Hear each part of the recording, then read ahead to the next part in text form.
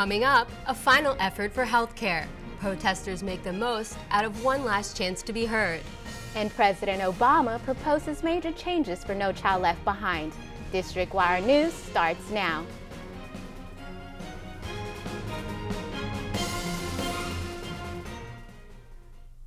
Good evening, I'm Carmen Castro. And I'm Andrea Posner. Democrats are feeling optimistic today about their current health care bill, even though it lacks the votes to pass and is deemed incomplete. The House is scheduled to vote this week on the $875 million bill passed by the Senate in December. The bill needs 216 House Democrat votes to pass. So far, it does not have that backing.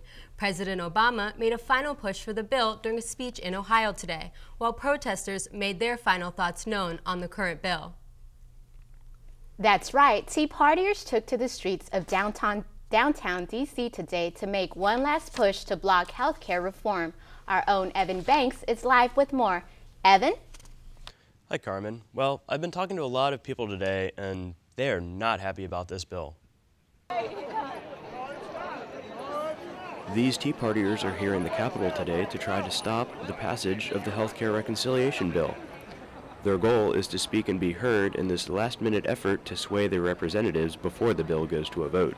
And what we're here to do is try to help some of these people to get in to see their representatives, because if they won't go to see their people for town halls or what have you, we'll bring them here. The protesters specifically targeted members of the Blue Dog Coalition, a group of Democrats that label themselves as fiscally conservative and socially liberal. The protesters plan to make personal visits to congressional offices, where they hope to get past the front desk and speak face-to-face with their representatives. What I'm concerned about with this health care legislation is that it mandates that everyone gets coverage, and it moves our health care system more towards a monopolistic system, even more than it is now. The protest was organized by Freedom Works, former Republican leader Dick Armey's organization. Not sure how this is going to turn out. Democratic leaders want the vote to happen this week, but it may be delayed until just before Easter. Either way, it's quite a scene here in D.C. Back to you, Carmen and Andrea in the studio. Thanks, Evan. The AP reports this week that federal agencies are withholding more information than under the Bush administration. This after President Obama's call for a more open government. Among the most frequently used exemptions is one that lets government hide records that detail internal decision-making. Agencies cited that exemption more than 47,000 times during the 2009 budget year compared to Bush's final full budget year. Developers up and down the East Coast are trying to recover from a harsh winter that stalled construction of homes. The Commerce Department says that construction of new homes and apartments fell 5.9% in February. Home builders are still competing to sell new houses against extremely discounted foreclosures. A turnaround in the housing market is seen as crucial to maintaining a stable economy. The rain may be gone, but it's certainly leaving its mark. D.C. and parts of Virginia remain under a coastal flood warning as many roads and sidewalks are underwater. Weekend rain and melting snow caused much of the Potomac to overflow in areas like the Georgetown Canal, the Tidal Basin, and Old Town Alexandria. Officials are urging drivers and pedestrians to use caution around the areas of high tide. And the days of record low interest rates are coming to an end. The Federal Reserve will meet this week to determine how to delegate higher interest rates in an attempt to head off inflation as the economy grows. Federal Reserve Chairman Ben Bernanke says that low interest rates are still necessary to encourage economic growth. Meetings this week will help determine how long low rates will last.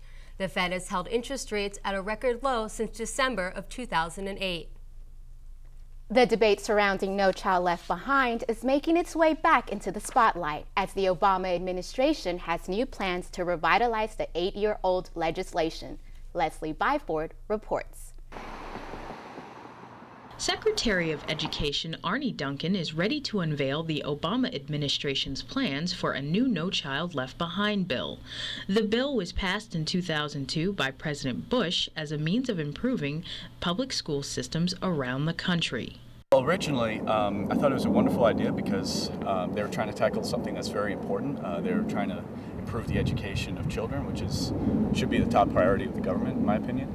However, the legislation quickly became a topic of hot debate as educators, politicians, and the public questioned whether or not such heavy-handed legislation could change the state of public education.